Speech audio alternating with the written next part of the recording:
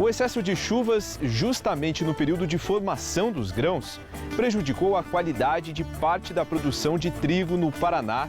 Com essa quebra, a tendência é de que o trigo fique mais valorizado no mercado. Alerta no campo: ferrugem asiática é encontrada no norte do nosso estado. A ferrugem asiática tem capacidade para causar perdas de até 90% na produtividade. Em tempos de Copa, tem produtor adiantando o serviço para não perder os jogos da seleção? A gente organiza aqui o trabalho da cooperativa, né, para conseguir conciliar o trabalho com assistir o jogo, né? E quem não pode nem parar por um segundo para dar aquela espiadinha, como faz? Às vezes em quando só pelo celular um pouco. Aí esperamos para saber o resultado no final mesmo. E nós vamos conhecer as receitas vencedoras do nosso concurso. É já no Caminhos do Campo. Fique com a gente.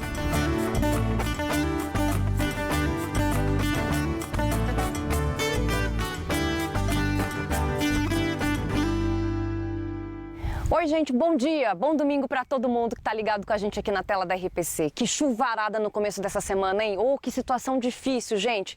Mas olha, esse acumulado todo, né? Porque é uma chuva não só de agora, mas também de dias atrás, semanas atrás, tudo isso tem deixado marcas em algumas lavouras do nosso estado e mexeu um pouco com os preços também. No caso do trigo, as lavouras estão entrando na reta final de colheita. O Arnaldo é produtor de trigo na região de Guarapuava. Nesta propriedade dele, no município de Campina do Simão, o plantio foi feito em uma área de 100 hectares. Mas ele conta que essa safra foi marcada por algumas dificuldades. Foi um ano desafiador em termos de clima, também foi em termos de custo, né? A gente teve custos elevadíssimos esse ano, acho que é o custo mais alto. Eu tenho 38 anos de agricultura, eu nunca vi um custo de fertilizante nas nuvens como nós tivemos esse ano, né? Decorrente de situações mundiais, né? De guerra da Ucrânia com a Rússia, o Brasil importa muito fertilizante e é dolarizado, e os preços em dólar chegaram a dobrar. No Paraná, o plantio do trigo começa a partir de maio. E a colheita, que costuma ser finalizada já no início de novembro, atrasou cerca de 20 dias por conta das chuvas. Houve boas condições para o plantio, né? E a expectativa era de uma boa safra de trigo. A partir do mês de setembro e outubro, houve um excesso de chuvas. Para você ter uma ideia, no mês de outubro choveu quase que o dobro do esperado para o mesmo período.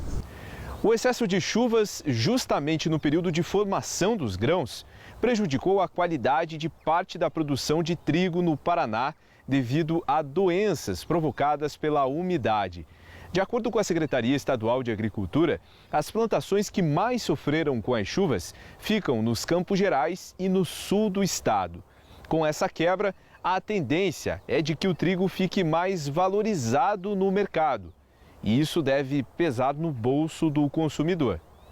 Não de imediato, eu acredito que dentro de alguns meses isso poderá ocorrer. E provavelmente vão ter que importar de outros países, principalmente da Argentina ou de outros estados também do Brasil, né, para compensar essa queda de qualidade da região sul do Paraná. Estudos ainda dizem que nós estamos ainda importando próximo de 50% ainda do consumo nosso no Brasil. O Brasil não é autossuficiente em trigo, então quase a metade do trigo vem importado, né? E isso faz com que o país se torne dependente em trigo, né? Isso já se discute há 40 anos, a questão de autossuficiência em trigo, mas não chegamos nisso. Essa semana, o Departamento de Economia Rural da Secretaria de Agricultura do nosso estado atualizou as estimativas da safra de trigo. Estou aqui com as informações certinho para a gente acompanhar. O estado teve um pequeno encolhimento de 2% na expectativa da safra plantada, né, na área plantada em relação à safra passada. Já em relação à produtividade, o otimismo também diminuiu um pouquinho. A expectativa era de ter aí uma produção 11% maior, mas caiu para 8%. Uma redução pequena, mas é importante a gente ressaltar aí que foi necessária essa redução nas expectativas, né? O estado deve colher pouco mais de 3.450.000 toneladas de trigo. As ceasas do Paraná registraram poucas altas entre os produtos mais comercializados nas últimas 2 semanas. Em Maringá, o abacate manteiga foi o único que ficou mais caro. Passou de R$ 9,50 para R$ 10,25 o quilo. Entre as quedas estão o preço do limão Tahiti, que passou de R$ 5,10 para R$ 2,87 o quilo. Do chuchu, que foi de R$ 2,25 para R$ 1,50 o quilo.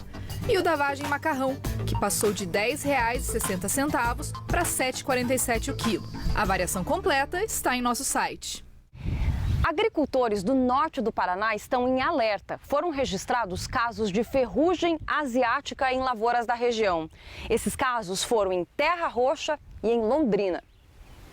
2 municípios do Paraná estão em alerta porque a ferrugem asiática já infectou a produção de soja. Estamos falando de Terra Roxa, na região de Toledo, e também aqui de Londrina.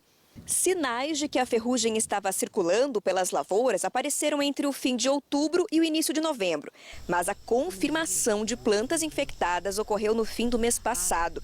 Aqui em Londrina, a doença foi identificada dentro do IDR, o Instituto de Desenvolvimento Rural do Paraná, onde são feitas pesquisas sobre o tema. A ferrugem asiática nas lavouras de soja é comum, mas este ano a ocorrência dela nas plantações está sendo considerada precoce. De acordo com o coordenador do programa de grãos do IDR, um dos motivos é a condição do tempo. Calor maior unido a chuvas mais frequentes. Além disso, o atraso no plantio da soja deve deixar a cultura mais vulnerável a essa infecção.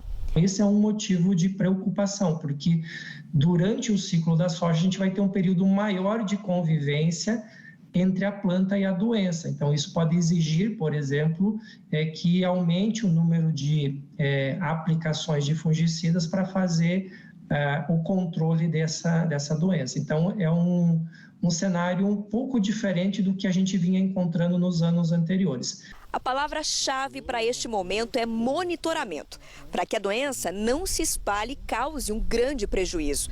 A ferrugem asiática tem capacidade para causar perdas de até 90% na produtividade.